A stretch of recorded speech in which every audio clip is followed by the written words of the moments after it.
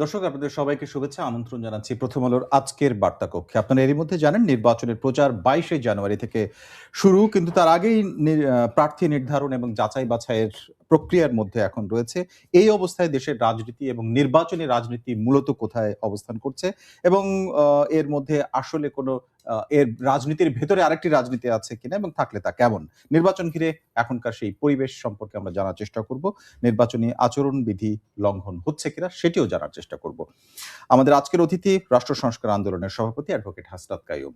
আর এই আয়োজনে আপনাদের সঙ্গে থাকছি আমি শামসুজ্জোহা।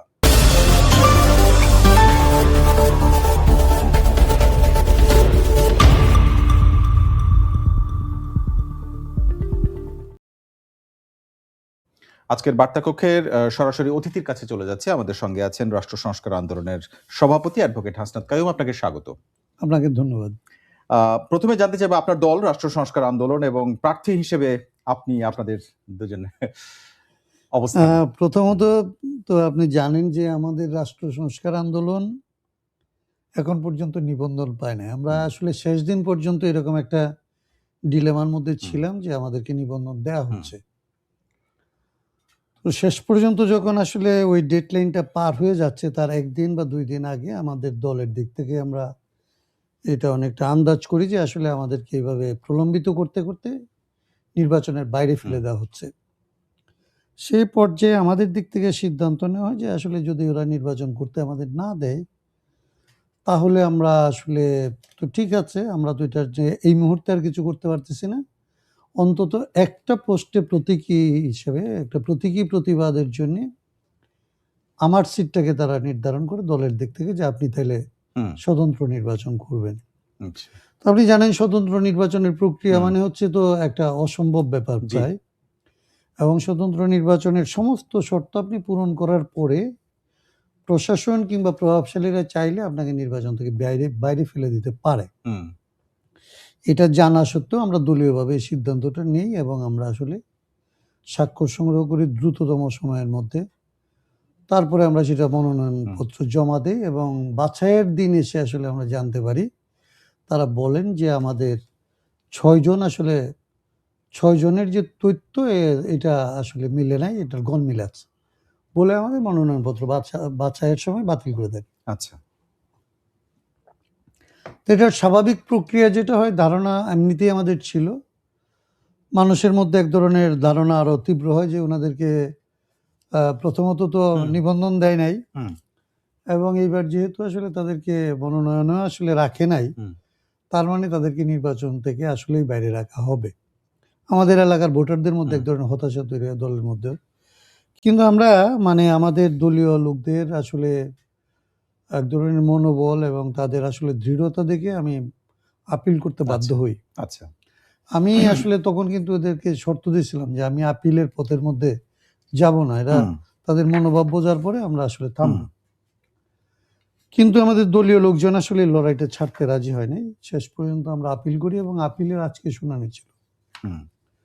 শুনানিতে আমরা ২ জন ভোটারকে, ৬ জনের মধ্যে আমাদের কাছে ২ জনকে আমরা ট্রেস করতে পারছিলাম যে তারা আমাদেরকে জানাইছিলেন, আমাদের বন্ধুদেরকে, যে তাদের বাড়িতে পুলিশ সহ যাওয়ার কারণে তারা আসলে ভয় পায় আমাদের ব্যাপারে বলছে যে আমাদের চিনে না বা আমাদের।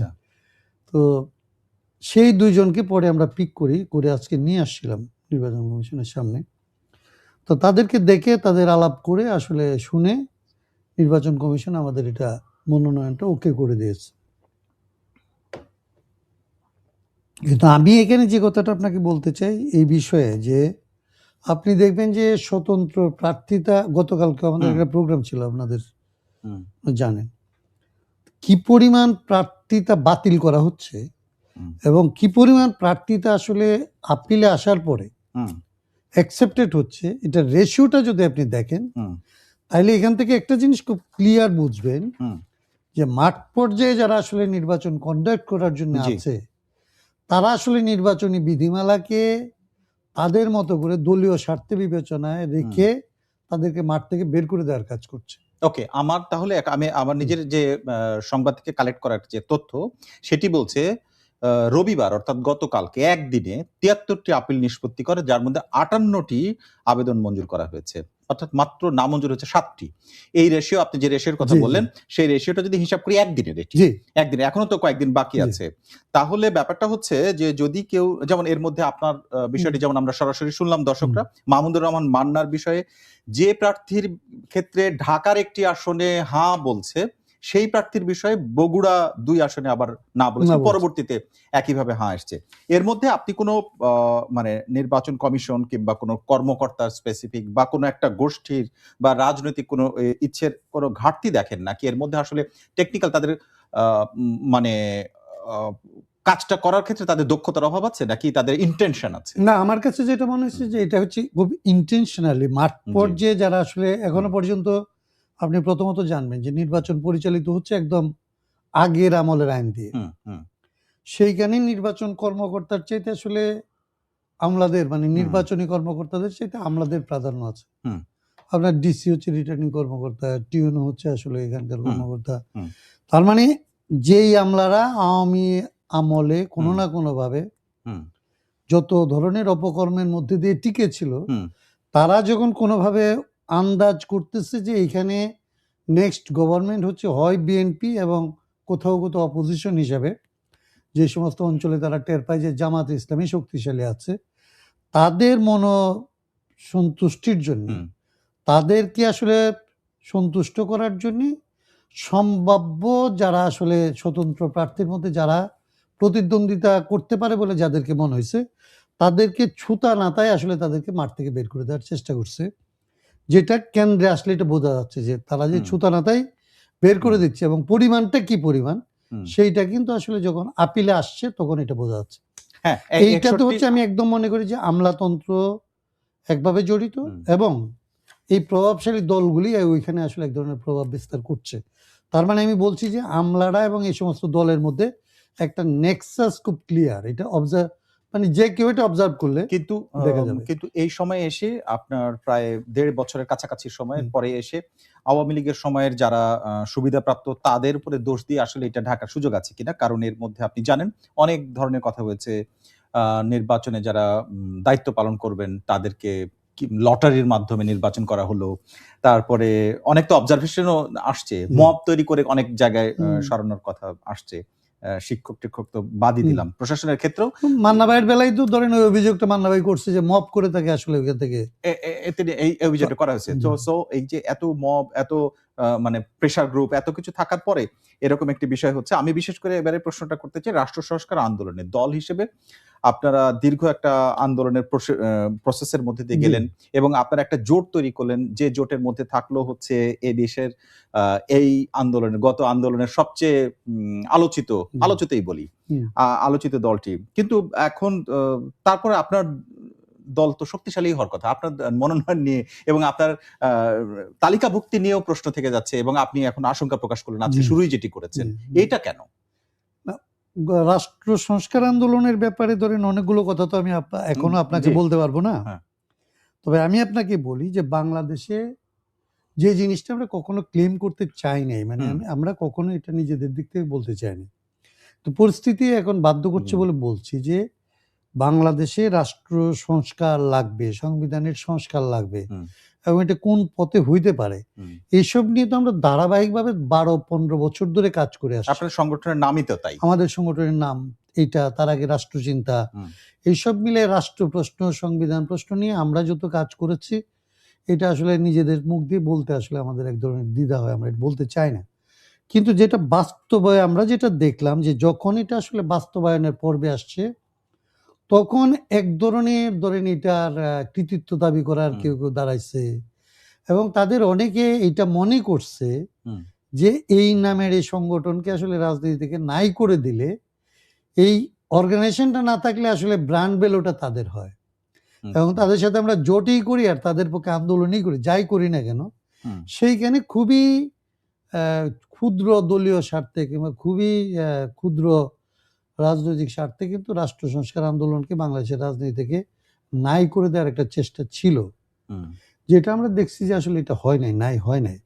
কিন্তু আমরা এই অভ্যুত্থানের পরে রাষ্ট্র সংস্কার আন্দোলন যেইভাবে আসলে তার ফ্লারিশ করার কথা, হুম, সেই জিনিসটা কিন্তু আপনারা লক্ষ্য করলে দেখবেন সেটা করে নাই, হুম, বরং এই দলটা ভাঙার অনেক ধরনের চেষ্টা এবং হয়েছে আপনারা যাতে নির্বাচনেও দল হিসেবে অংশগ্রহণ এবং করতে না দল পারেন। হিসেবে যাতে না আসতে পারি, হাইকোর্টের রায় থাকার পরে এই রায়কে মিস ইন্টারপ্রেট করে, হুম, যেটার জন্য আমি আজকে হ্যাঁ। নির্বাচন কমিশনারদের উপরে আদালত অবমাননার নোটিশ জারি করেছি। আচ্ছা, আচ্ছা। তারা আদালত অবমাননা করেছে এবং তাদের বিরুদ্ধে আমার নোটিশ জারি করতে হয়েছে, যেটা আমি নির্বাচনের শিডিউল ডিক্লেয়ার করার আগ পর্যন্ত করতে চাই নাই। হুম, হুম, আমরা করতে চাই নাই কারণ আমরা নির্বাচন কমিশনকে এর আগে বিতর্কিত করতে চাই নাই। হুম, নির্বাচন কোনো অজুহাতে পিছিয়ে যাক, হুম। এটা আমরা চাই নাই।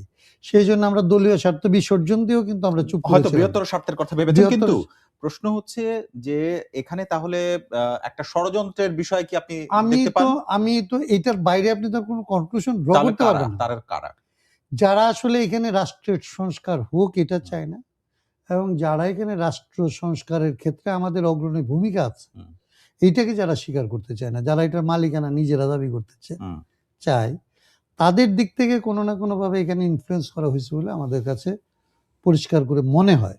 দলীয়ভাবে আপনার দল রাষ্ট্র সংস্কার আন্দোলন, এবি পার্টি সহ যে জোটটি গঠন করেছিলেন সেটা সংস্কার জোট নামেই পরিচিতি পাচ্ছিল। খুবই খুবই একেবারে গোড়াতেই মানে এটা still আবার one আবার child, ভেঙে গেল, কিন্তু জি। এটি আসলে এনসিপি কেন্দ্রিক একটি জোট, এরকম একটি প্রচারও সামনে আসছিল। just এখন প্রশ্ন হচ্ছে, এনসিপি নিজে জামাতের সাথে গেল, আপনি প্রতারিত বোধ করেন কিনা এই দল হিসেবে? আমি প্রতারিত বোধ, আমার তো ব্যক্তিগতভাবে বা হুম, আমাদের দলীয়ভাবে প্রতারিত বোধ করার ব্যাপার না। দলীয়ভাবে এইটা হচ্ছে আমাদের দুর্ভাগ্য মনে করি আমরা, আচ্ছা।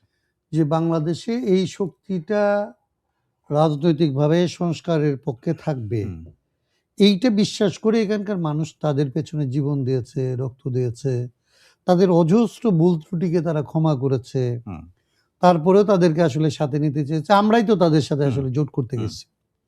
আমাদের একটা আকাঙ্ক্ষা কাজ করছিল যে তারা একটা নতুন ধরনের রাজনৈতিক বন্দোবস্ত তৈরি করার জন্য আন্তরিকভাবে চেষ্টা করবে। হুম, এবং আমাদের একটা ধারণা ছিল যে ১ বছর ১.৫ বছরের মধ্যে তাদের যে অভিজ্ঞতা হয়েছে, সে হুম, অভিজ্ঞতার পরে তারা শেষ পর্যন্ত একটা রাজনৈতিক লক্ষ্যকে নিয়ে কাজ করবে।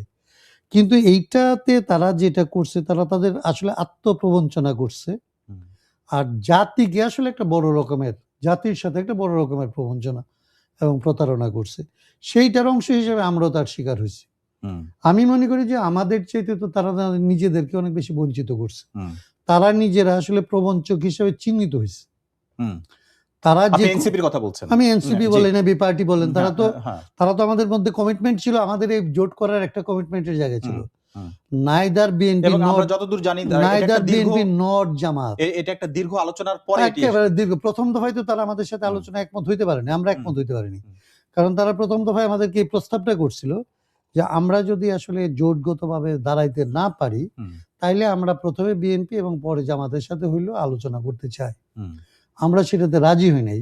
হুম, রাজি না হওয়ার কারণে ১ম দফায় এই জোটটা হয় নাই। হুম, পরবর্তীতে তারা তাদের নিজেদের জায়গা থেকে সরে এসে আমাদেরকে কনভিন্স করার চেষ্টা করে হুম, যে না, তারা আসলে লং রানে পলিটিক্সটাই করতে চায়। একটা আসনও যদি তারা না পায় তাইলেও তারা পলিটিক্স করবে। হুম। সেইটার ভিত্তিতে আমরা তাদের সাথে আসলে জোট করি।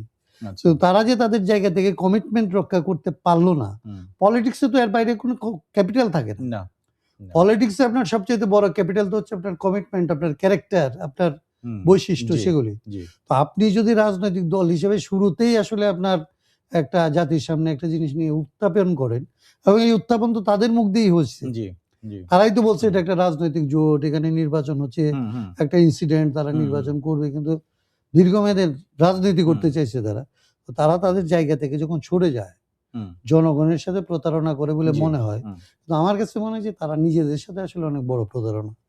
তারা নিজেরাই এটার জন্য এবারে অনেক বেশি আপনি যেহেতু এই ক্ষতিগ্রস্ত প্রক্রিয়ার হয়েছে। মধ্যে ছিলেন, আপনি জানেন কিংবা আপনি এরকম কোনো প্রস্তাব পেয়েছিলেন কিনা যে জামাতের সঙ্গে জোট করতে হলে কোনো শর্ত যেমন আপনার সঙ্গে জোট করতে হলে আপনার দলের শর্ত সাথে নিশ্চয়ই সমন্বয় করতে হয়েছে। জি।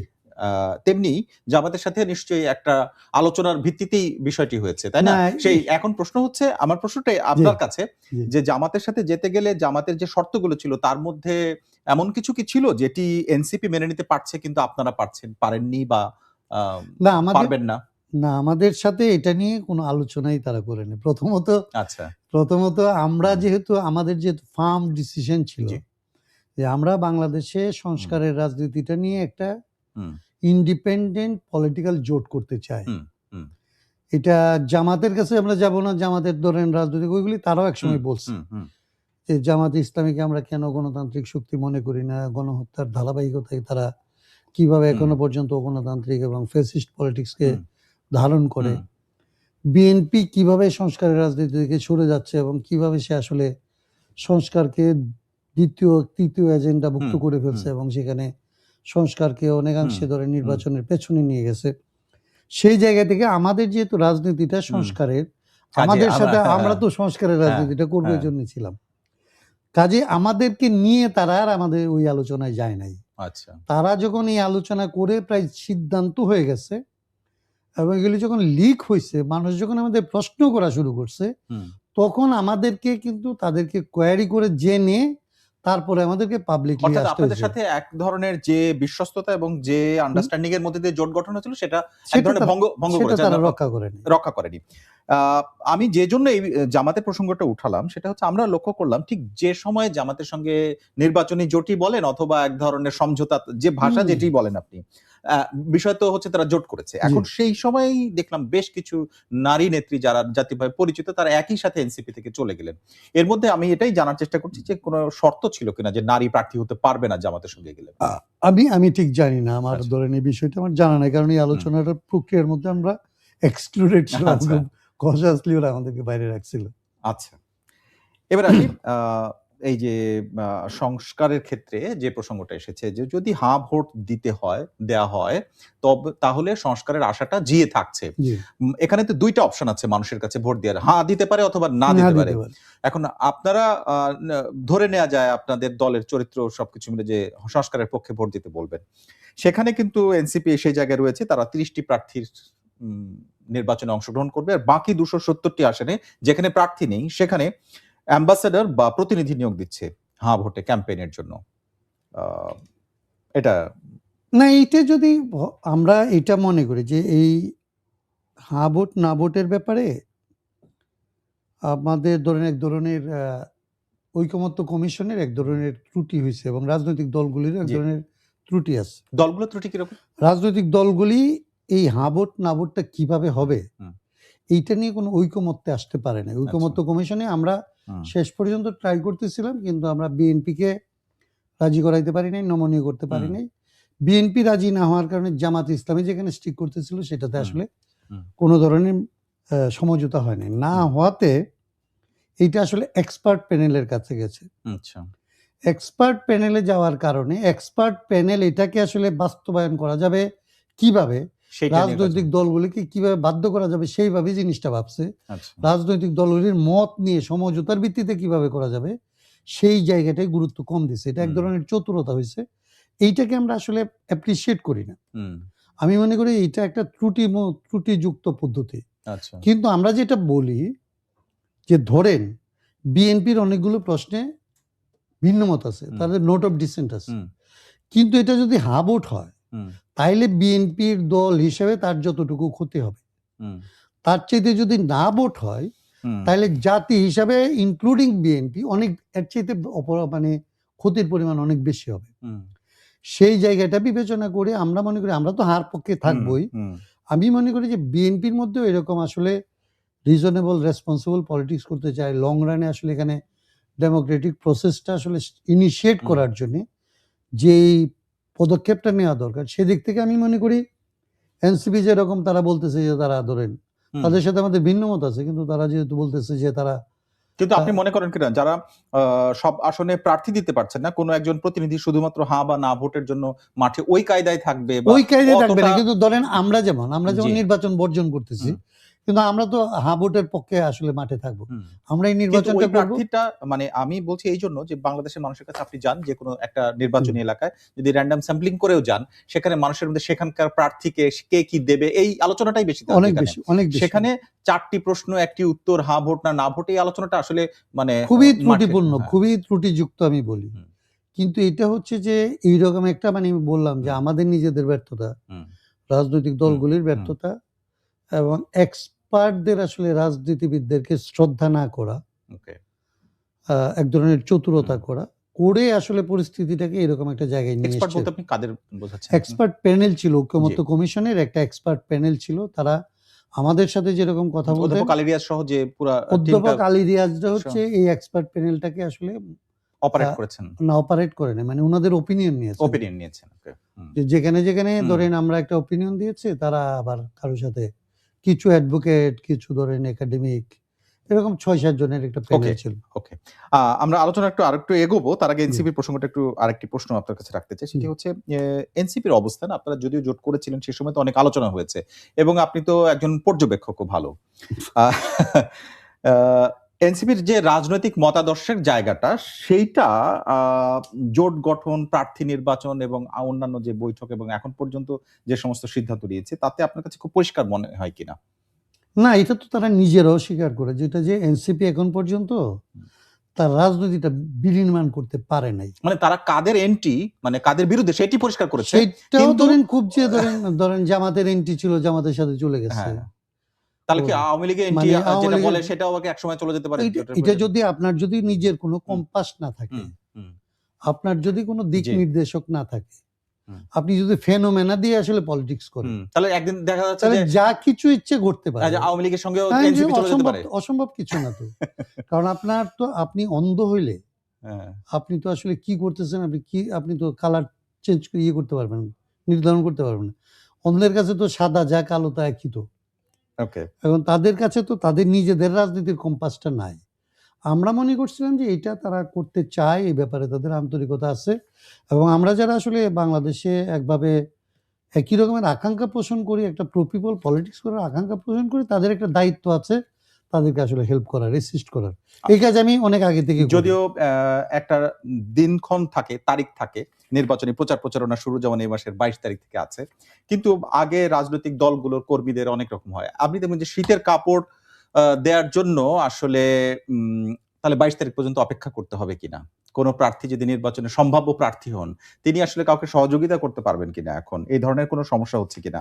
কিংবা সামাজিক কোন কর্মকাণ্ড, যেমন ধরেন কারো কবর জিয়ারত করা কিংবা আ দোয়া খায়ের করা, এগুলোতে আসলে কোন সমস্যা আছে কিনা? আচরণবিধিতে যেইভাবে ধরেন আমাদের এখানে তো স্ট্রিক্টলি এটা ফলো করা হয় না। আচরণবিধি যখন করা হয় তখন ধরেন এটার মেরিট ডিমেরিট ২ দিকেই থাকে। আপনি একদম কোনো আইনকেই একদম সর্বাঙ্গ সুন্দর, হুম। এটার সবটুকু ভালো, এর কোনো আসলে হুম। লুপহোল থাকবে না, এরকম পাওয়া খুব কঠিন। নির্বাচনী আচরণ আমি একটা উদাহরণ দিয়ে দিই তাহলে আপনার জন্য সহজ হয়। তারেক রহমান ১১ থেকে ১৪ তারিখ পর্যন্ত এই সময় উত্তরবঙ্গ সফরের কথা ছিল। পরবর্তীতে আমরা দেখলাম ২২ তারিখে যেদিন থেকে নির্বাচনের, এটা কি এক ধরনের জামাতের সমালোচনার চাপের কারণে আসলে তাদের পিছিয়ে যেতে হলো কিনা? এই সফর তারেক সূচিগুলো রহমানের পরিবর্তন। মতো ক্যারেক্টারের বেলায় এরকম একটা ব্যাপার ঘটতে পারে। আচ্ছা। এইটা ধরেন আ তারেক রহমান এখন একটা সবচাইতে বড় দলের চেয়ারম্যান তো। হুম। তাহলে তার আচরণের মধ্যে আসলে অনেক জিনিসের প্রতিফলন থাকতে হবে যেটা অন্যরা অনুসরণ করবে। হুম। সে যদি আইন ভঙ্গ করে, হুম। তাইলে আসলে আপনি আইনটাকে আর বাস্তবায়ন করার সুযোগ পাবেন না। ওকে। সো তারেক রহমান কিংবা এই রকমের যারা, তাদের সাথে আমি মাঠ পর্যায়ের সবার বিষয়টাকে এক করে দেখার আচ্ছা। পক্ষে না। আচ্ছা, এবারে আসি। আপনি আইনজীবী মানুষ। আপনি নিশ্চয়ই লক্ষ্য করেছেন যে আওয়ামী লীগের মানে কার্যক্রম নিষিদ্ধ একটি দলের আ একজন নেতা, সেটি বলব সংস্কৃতি বিষয়ক এবং সঙ্গীত শিল্পী প্রলয় চাকি। উনি কারা হেফাজতে থাকা অবস্থায় বলা হচ্ছে তার চিকিৎসার চলছিল। তিনি মারা গেছেন। মানে এই বিষয়গুলো এবং আরো ২-১ টা ঘটনা যদি আপনি দেখেন যে এটা গত বছরের অর্থাৎ ২০২৫ সালের ১৬ই ডিসেম্বরের পাবনা শহরের দিলালপুর মহড়ার তার বাড়ি থেকে তাকে আটক করা হয় এবং পরে তাকে বিস্ফোরক আইনে মামলা দেয়া হয়। আরো বেশ কিছু ঘটনা আছে এর মধ্যে।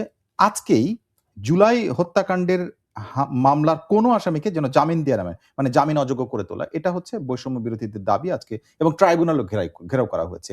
এই যে বিষয়গুলো, এটা আসলে এক ধরনের মবের আরেকটা ভার্সন হয়ে যাচ্ছে কিনা আপনার মনে হয় কিনা? নাকি এটা আইনগত ভিত্তি আছে বা যৌক্তিক? একদমই ধরেন এগুলি মর্মান্তিক। কারা হেফাজতে মৃত্যু কিংবা ধরেন আসলে কাউকে বাড়ি থেকে তুলে এনে তাকে বিস্ফোরণ আনে মামলা দেওয়া।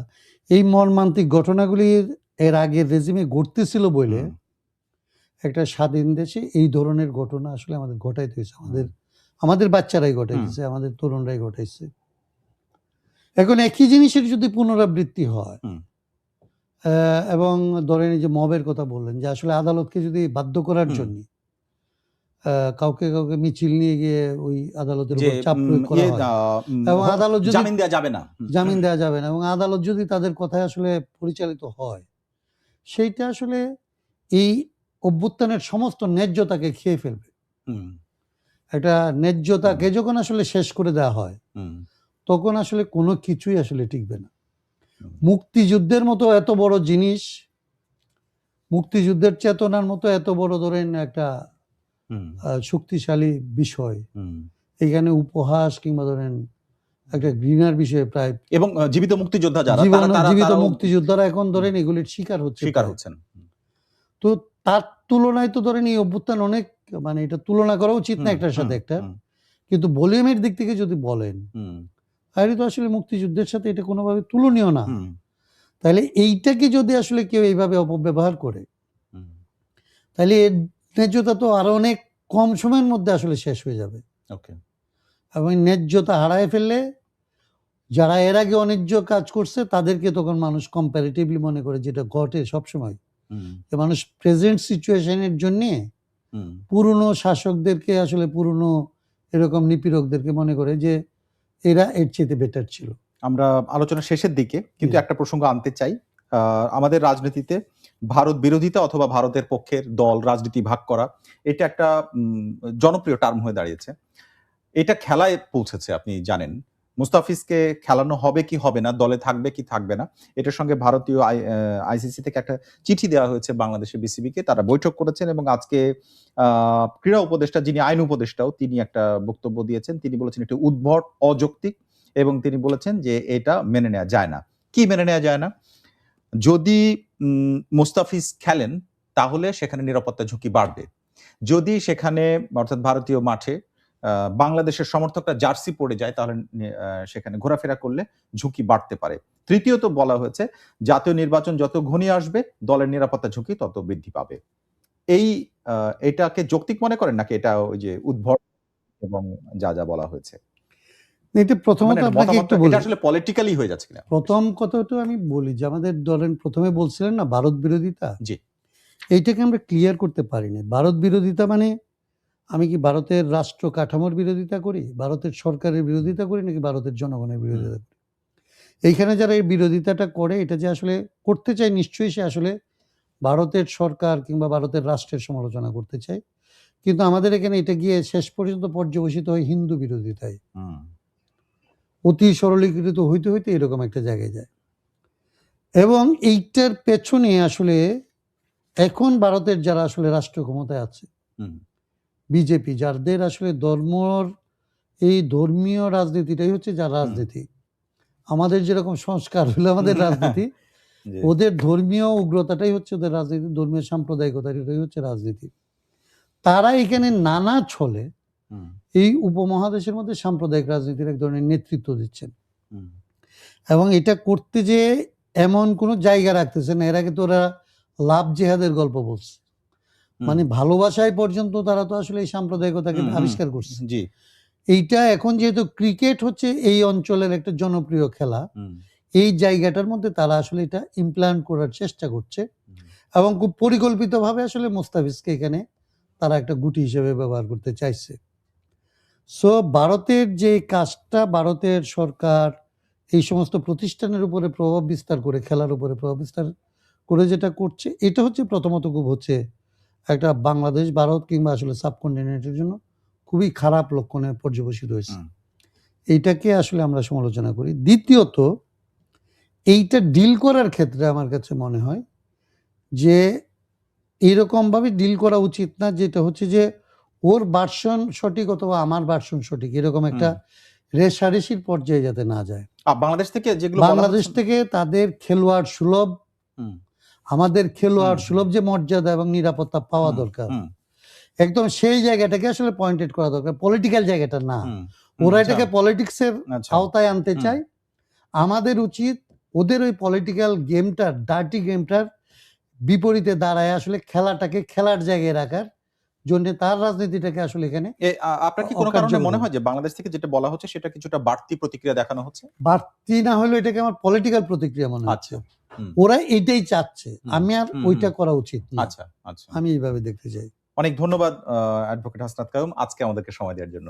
আপনাকেও ধন্যবাদ এবং আপনাদের যারা আসলে শ্রোতা দর্শক তাদেরকেও ধন্যবাদ। দর্শক, আমাদের সঙ্গে আজকে ছিলেন রাষ্ট্র সংস্কার আন্দোলনের সভাপতি অ্যাডভোকেট হাসনাত কায়ুম। এই সময়ের রাজনীতি এবং রাজনৈতিক নানা বিষয় নিয়ে আজকের বার্তা কক্ষের এই আলোচনা করে শুনছিলেন। আমরা আগাম আমন্ত্রণ জানিয়ে রাখছি প্রতি রবি থেকে বৃহস্পতিবার পর্যন্ত এই আয়োজন প্রথম আলোর বার্তা কক্ষ। আপনারা দেখুন প্রথম আলো.com, প্রথম আলোর ইউটিউব, ফেসবুক সহ সোশ্যাল মিডিয়ার সবগুলো প্ল্যাটফর্মে। আজকে যারা আমাদের সঙ্গে ছিলেন আপনাদের সবাইকে ধন্যবাদ।